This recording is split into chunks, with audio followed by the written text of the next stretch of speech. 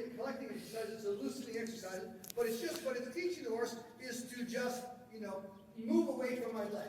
And what you want to try to do is don't steer it over with the rein or whatever. Okay, so now go large. So once we teach the horse to go, let's do a little bit different now. Go circle up there, and then from the quarter line, leg heel to the wall, and then hold your leg heel down along the wall. So now what we're going to do is we're going to kind of teach the horse, we're going to kind of morph this thing in. We're going to use the leg heel, and as we approach the wall, we're going to slide it into the leg heel along the wall, which will then sort of lead into our shoulder form. So we come down the quarter line.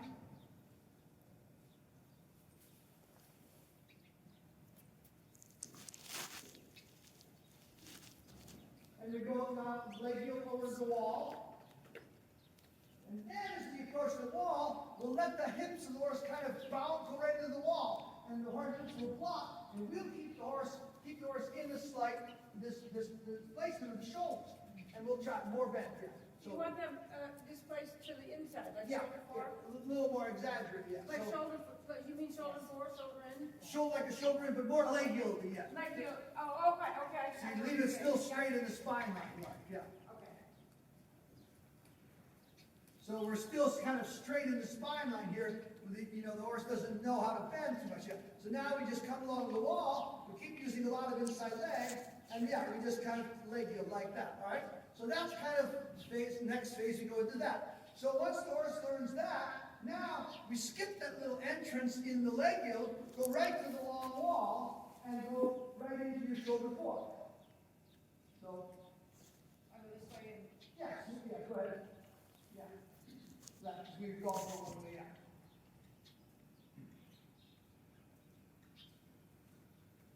So now, go large, and then now we're going to try to go now along the long wall. The first of our true unilateral exercise is going to be the shoulder forward.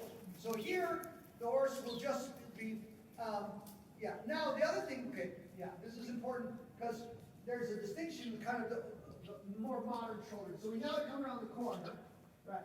And now the rider uses the inside leg, and in this case it's already a full-blown shoulder in. But so you've got the shoulders coming in and so on. Now, the more modern shoulder in, if you're standing from my view here, you would look, the tail would be straight at me. So the hindquarters would be straight, and the bend starts in the hindquarters and bends inside to the right. So it becomes actually more gymnastic, whereas Guerinier's shoulder in, he actually wanted it a little bit with the tail toward, not quite so much bend. And if you look at the Spanish riding school today, that'll be the same thing. Make your shoulder in 4 tracks and a little bit straighter. Yeah, so really exaggerated, more right rein even.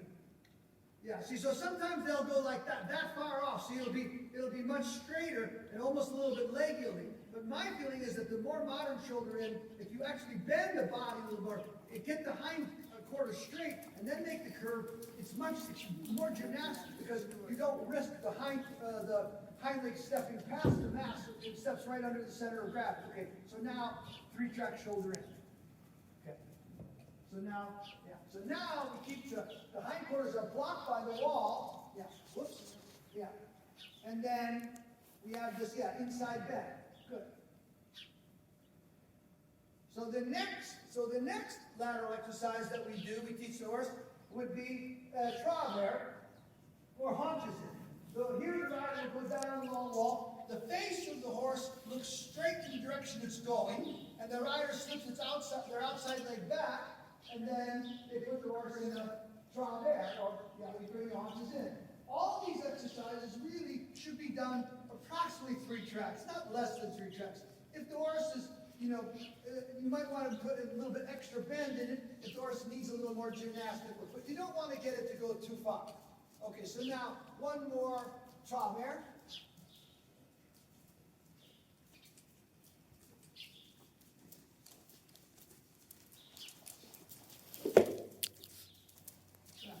So now we have our inside bend.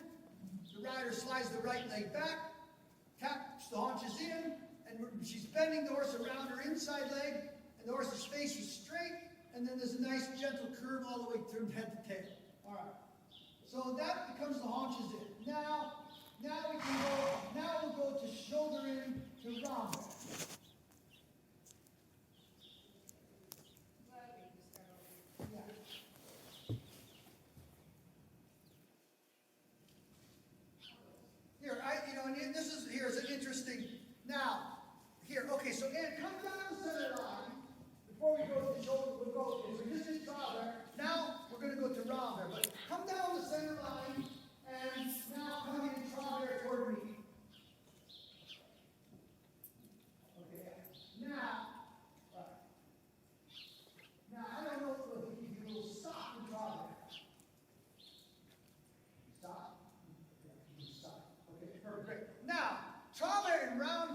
really just cloned. They're the same exercise, right? So in the travers, the imaginary wall is on this side of the horse. And the horse brings its haunches in. In renvers, it's the same exercise, but the wall now is over here. That's all. And she would just continue. So you can, in free space, you really couldn't tell whether it was travers or renvers without relation to the wall. So it must be in relationship to the straight line of the wall. But as you'll see, when you go to practice it, it's much easier to push the haunches off of the wall than it is to go in a renvers where you're holding the position of the shoulders in the curve. All right? But that's all those exercises are. They're the very same. There's two sides of the same coin. Okay, so now continue, and then let's go to the wall and do renvers. Yeah, that's hard. That's really hard. Yeah. Yeah. So now we'll go to the long wall, and we'll start it from the shoulder in, which is a good gymnastic exercise because you bend one way and then you bend the other way. Okay. So now, shoulder in. We have a nice left bend, more left bend. Yeah, and then that's it. Yeah, you bend your left bend, and then reverses the right hand. There we go. Do that again in the long wall. So this exercise is particularly useful because of the change of the bend. Now, all these lateral exercises, it's whichever way what leg is crossing in front of the other leg, in a way, is the load leg.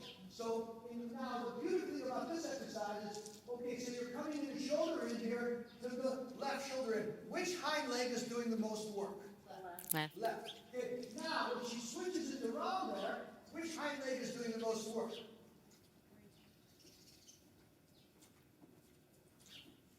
Who's going to go off the dock? It is. It's the same leg. And that's the beauty of the exercise is because you don't really change the drive leg, but you change the bend. So it becomes a really nice exercise for working on stiffness or making the lateral flexibility. Rather than you see like some riders are bending the neck doing roll curve, we don't have to do that. We actually have an exercise that bends the body, which is far more valuable. It becomes much more of a gymnastic exercise. Okay, so we go shoulder in. Right. Now, right shoulder in, right hind leg's doing the most work. Now switch to renvers. Right hind leg still doing the most work, but we switch to bend, which makes it, again, quite a gymnastic exercise. Now, the only one left is the half pass. So now, you come down the center line. So the half pass is really obliquely moving forward. So it's forward and sideways at the same time. So we pick a turn, and then in classical riding, the shoulders should always be leading slightly. So that, and the reason there is that you don't want the motor to overpower and spin out like a Corvette on an icy road. You want to have the haunches are driving the shoulders over, and then what you're telling the audience is that you have control over the shoulders by pushing the horse up. So those are really all the lateral exercises, and of course we could have any circles, any size circles we want, and so on. And we would use those then to work on any horse that's particularly stiff one way or the other, all right?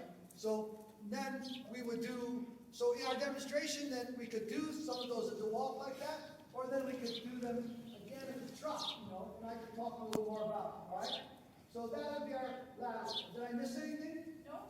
Okay, so now I would say that then, so in whatever the level of your horse at, if it doesn't, you want to teach it all those exercises. If it doesn't know that, then you just do as many as the horse knows. If it's only 3 years old, it only does leg yield, that's all you do.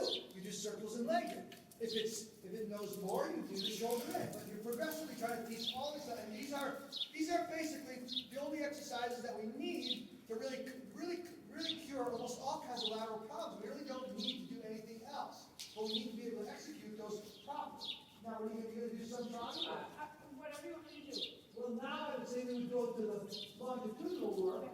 Want to do that walk? Yeah, want to do that at walk, or want to do that at trot? Now we're going to do it as a trot, because I would say we would do,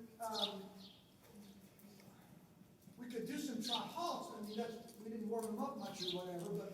He's learned already. So. All right, so then I would say we would start off with, now we're going in a straight line, and these would be, I would say we would begin with some transitions. And sometimes I'll start with a little leg turning, but in this case we'll try to do some some trot halt, and we're going to see if the horse, yeah, and then when you stop going by me, coaches, I have to run down here. Yeah, come around here and then on this long wall.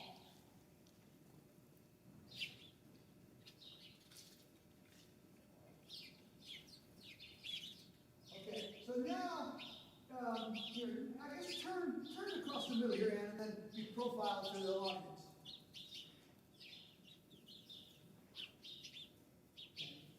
So now, the object of this exercise is that if you draw a straight line from the point of the buttocks here to the ground, a perpendicular line, then that horse, both hocks have to stop inside that line. So if you think of this kind of whole spine line here, and I had just a come along, and I was going to ratchet this back. I would take my come along, and what I would do is I would pull this example, and I would tighten up this whole spine, and I would bring it back over its hindquarters, and I would get him to bring his hindquarters further underneath, all right? So in a way, I'm not really contracting the back so much. I am tightening it up. I'm tightening it up though because I'm lowering the haunches and bringing them underneath. So that it's really a simple exercise. It's hard to do is to teach horses to do it just at the trot halt. So now let's do a series of them, and let's see where we land. And only thing we can be defeated if we're halting like that, then we're not teaching the horse to come under at all. So we can't halt with the hind legs all spread out. We've got to try to halt with the hind legs underneath. Okay.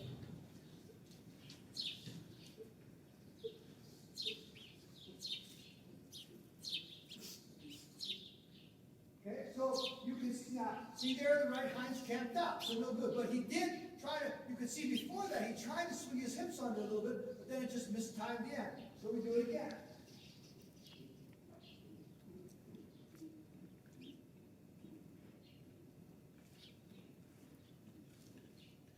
So you can see that little hop beforehand. In a way, that's what you want, but you want to keep trying to get him to, and it's no good really to stop and then coax the hind legs out. I know they're really way out, fix it. What you're really trying to do is teach the horse to do this from the trotting motion, right into a serious sinking of the hindquarters.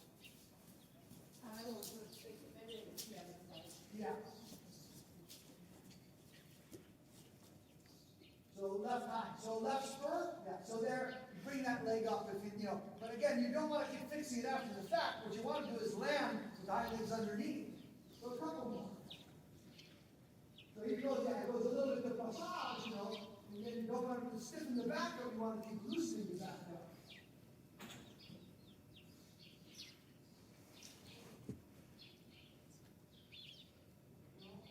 Yeah. Okay, all right. But anyway, so that would be one of the simplest exercises. I want to start even teaching the young horses to trot and stop, and stop underneath. Way back when Duke of Newcastle in the 1600s, whatever it is, look, the whole object of the school horse is to get the horse upon the haunches. And the best exercise I know is to trot and stop, trot and stop. So it's trot and halt like that until you halt with the hind legs underneath. But it's not easy to do. You've got to get the horses really, athletic, and they've got to sink and sit. All right. So then, the next series, we won't beat this horse up by doing it, but we would do, lengthened trots and shortened trots, and we would see if we can get the horse to become elastic through the back and come under behind like that, and really begin to sit more.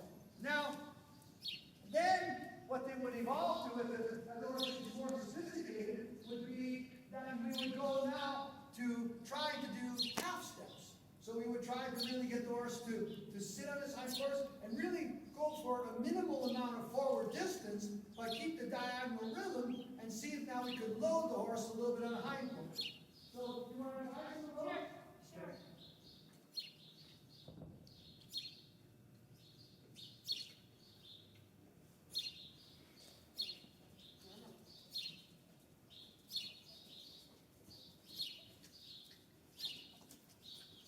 So we kind of shorten up the whole frame. Yeah, that's better. That's better. Yeah. And then that. Okay. And the object here again would be, even though he was a little bit camped out behind, but still that was to keep the diagonal rhythm, and then and then you're just working on trying to bring the horse to coax them to lift their back up and come under more with the hindquarters, and again, use the psoas and the iliopsoas muscle to bring the hindquarters underneath. Yeah, so even a little more sitting if you can.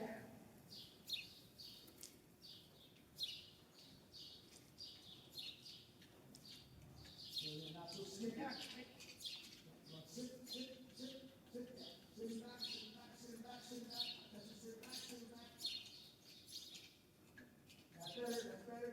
That's better. That's better. Okay, all right, go ahead. All right, yeah. And then a break. So then those would evolve all the way in the trot, into trying to get the horse to sit more, come under more hindquarters. So now we would go to the next game. We would go to the canter, and really the same thing. We would do all the lateral exercises in the canter as well. About your light. Huh? Oh, sorry. I didn't even know. Okay, But I think in the demonstration, we would probably then go up to the canter, because some people still don't think it's possible to do shoulder in the canter and stuff. So we would just do that. Now, you want to do one set of it? All right, so let's just do, now we'll go back in the canter and do everything we did in the trot. We'll do a short version. So we'll go, let's just, maybe just do one shoulder in, one trot each way and so forth, okay? And then we can even do a little round there to counter pass. okay.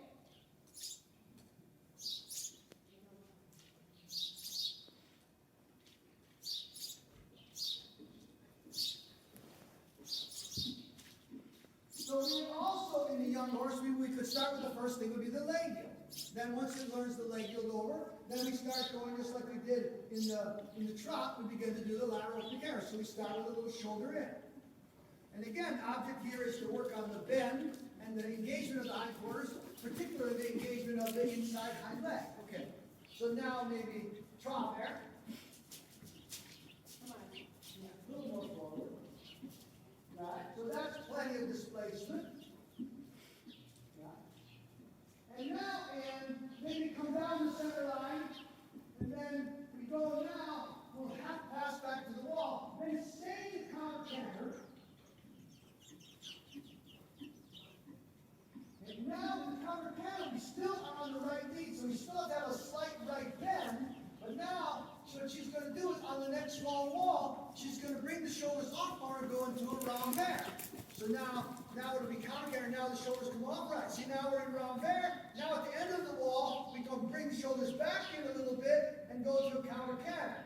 And then if the horse doesn't flying change, it's a very good exercise for getting discipline of that horse. Not to jump over the change when we straighten, but to be patient and wait.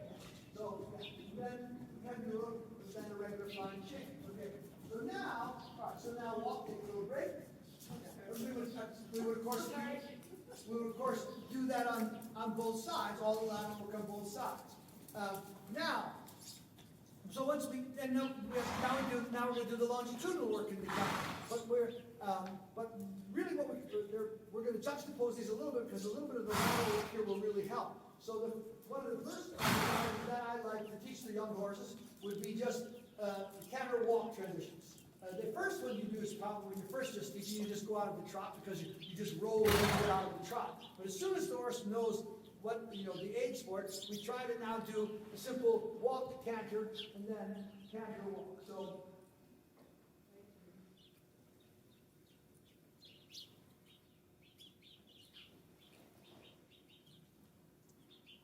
we go, walk to canter. And now, at first what we'll do is we'll just simply, you collect the canter a little bit, and then you walk again, walk.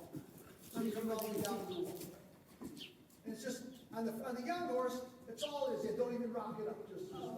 Just really simple. Yeah. So the young horse, that's all you're doing. Walk, canter, walk. Right? And then, so it's just simple walk, canter, nice 3-beat gait, and walk. Now, as soon as the horse learns that it knows that transition, then I'm going to up the ante, and what I'm going to ask her to do now is I'm going to canter, but now I'm going to ask the rider to swing the haunches underneath me, to work on the, like that, say swing, and then rock that up to the walk. And boom, that, perfect, see? So now what you're doing is you're asking that horse to use its psoas and its iliopsoas to swing its hips under, you're teaching it, look, on command, when you feel me use my back, you've got to swing your butt underneath you. You can't flatten your back out hollow, you've got to come under. And this is one of the simplest exercises I know, and really good. So try it once more. So you start your ordinary canter, so you don't get the horse excited, it's nice and quiet, regular. But then before too long, almost within 120-meter circle, now you say, okay, now here, swing your arms underneath, swing. Yeah, swing. Right. Now you swing them right up to the downward. Swing, swing, and down. Right. And when they kind of land on the hind leg, and there's not much weight in the rein, then you know you got the exercise. So now you're really working again on teaching this horse, in longitudinal shape. Now you would also from here, the longitudinal would be lengthen the canter, shorten the canter, ordinary canter a little bit on the spot. But you're still keeping the horse all in a straight line. Now, one deviation from that, this probably, I should have put this in the lateral work, but what I like to do is, I really like to do it this way, is once I've done a few of those canter walks where the horse's back is looser and swinging under, then I like to go to the travers on the circle, which is the preparation for pirouette or whatever, because I've got the horse, I want it to swing, or I don't want it to come down and dribble down and just cheat on the engagement when I'm coming toward pirouette. So I want to teach it now to come under with the same swinging back. Also, the rider can feel this. Okay, so we go to the ordinary canter.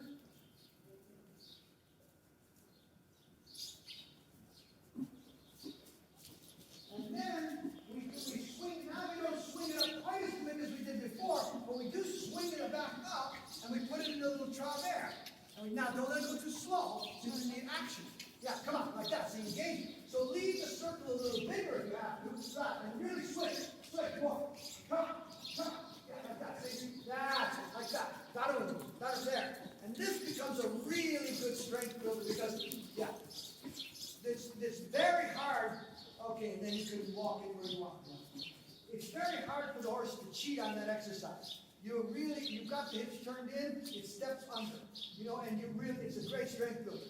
You'll see in a lot of different cultures, they will do a shoulder in on a circle. Now, the shoulder in on a circle to me is totally a wasted exercise. Unless you're a really, really good rider, it's impossible to get it right because what the horse is going to do is you're going to put bend in the horse, and the horse is going to step out behind. And it's so difficult to do. Why bother when you could do it along the long wall, or if you do in this case a travers, there's no possible way for the horse to cheat. Shoulder in, it's very easy for the horse to cheat. So don't do exercises that are very difficult to get correct, that really need really such sophisticated riding style, and use the walls and so forth whenever you need to really keep the horse bolstered up. So, all right. So those are, again, the longitudinal exercises. And then the only other longitudinal exercise that we have is that we're required to do flying changes. So flying changes lead is going from one canter to the other canter without, in midair, without stopping or doing a simple transition. So now the key to the flying changes, of course, the requirement for us is that they really must be straight. You must try to make them straight. So we've just gone through all the lateral exercises, and we know this horse will go haunches in, around there. If you go and make your flying changes and you use your leg, you're going to get that. You're going to swing the haunches over, and they're going to sashay back and forth, and you're never going to make straight changes. So in the flying change, what you want to do is you want to train the horse to move from your hips. So it's just like a child skipping. It's left canter, left canter. You come down into the trough on the left canter. Now, if I want to stay on the left canter, as I'm coming up here with my hips in the trough, which hind leg comes down first? Inside. I'm on the left canter. I come down in the trough. I'm on the forehand. The hind legs have come up off of the ground. Now they're going to come down. Which one's got to come down first and stay on the left lead? Left. Left? The back leg? The hind leg. To stay on that left To leg? stay on the left lead. The outside hind. The right hind. Yeah. Okay. The right hind comes down, then the diagonal pair, then my left leading leg. Okay. So now, when I go to do the flying change, now when I come down, are you changing? No. I was. Oh, yeah, okay. Oh. I was trying to give them a visual so they could get the right leg. We're just staring at Paul. Yeah, right. So, okay, but yeah. So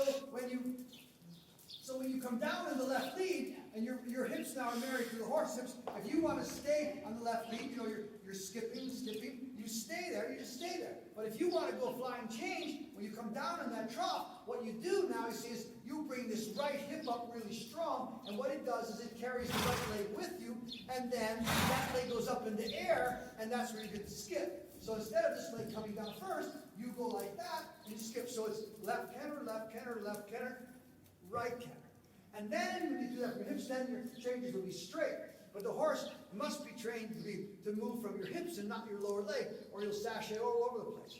And when you go to teach flying changes, a lot of times it's very exciting and it gets emotional. It's really sometimes a really difficult place in the training of the horse.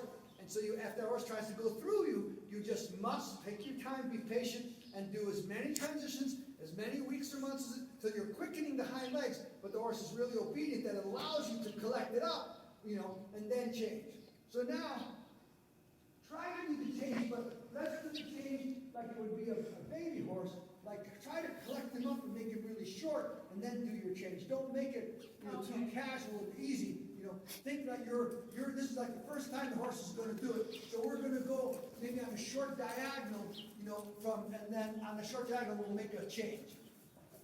So we would have an ordinary canter, and then keeping as straight as we can, we're going to make a diagonal.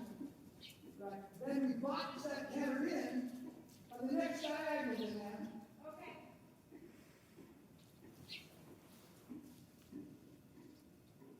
Now you make your curve. Now start boxing in. Just boxing in shorter, shorter, shorter. You like that? Hold it, and then you bring it over. Boom. So that's what you've done now, of course, this horse. But that's what you do. You try to be very straight like that, and you box the canter in, so you make it easy for the horse to move. You don't make it a big long stride where it's going to be too hard for it to make its legs. You make it kind of quick, so it's easy for it to skip. Yeah. Then once the horse learns the mechanics of it, and you're mechanically clean, you're not late, then you open it up bigger and you make them more expressive and bigger. And then eventually what we do is then we have to, and for us in dressage, then we have to have multiple changes or tempi changes where we have to make them in sequences on both reins where we have control. 4-time tempi changes, that means 1 every 4 strides, 3s, 1 every 3 strides, 2s, and then finally a single 1-time tempi changes, you know, one after another. Now, what tempis does he know? All the way through. All right, so if that means we just give a sample, we won't waste him, because he's going to, start with 3s. Okay, so we'll start with 3s. You're going to do along the wall or what? Yeah. Yeah, along the wall is always better because you can keep the horse straighter along the wall. So now it's a flying change on the next little wall. She'll try to execute a flying change on 3 strides.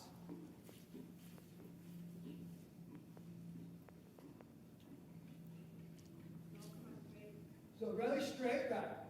And then it's 1, 2, 3, 1, 2, 3, back. 1, 2, 3, 4. Okay, fine. So there was a 4. Okay. Huh? No. 3s. Okay. Yeah. So it's change 2, 3, change 2, 3, change 2, 3. Yeah, right on the corner. Then yeah, change. All right, good. All right. So now the 2s. So now it's change 2, change 2, change 2, change 2. Good. Okay, so that's good.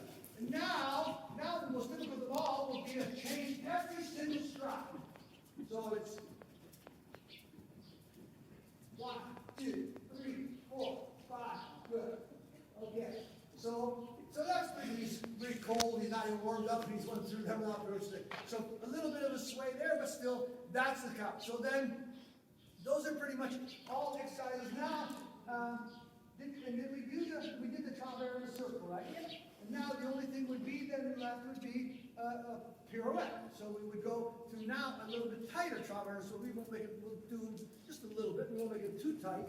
As a matter of fact, I would leave in schooling these. It's better to leave them a little bit bigger, so the horse doesn't learn to just chip down and get a tiny stride, but it keeps that engagement of the hind legs that we want. Okay. So now we'll try a little pirouette.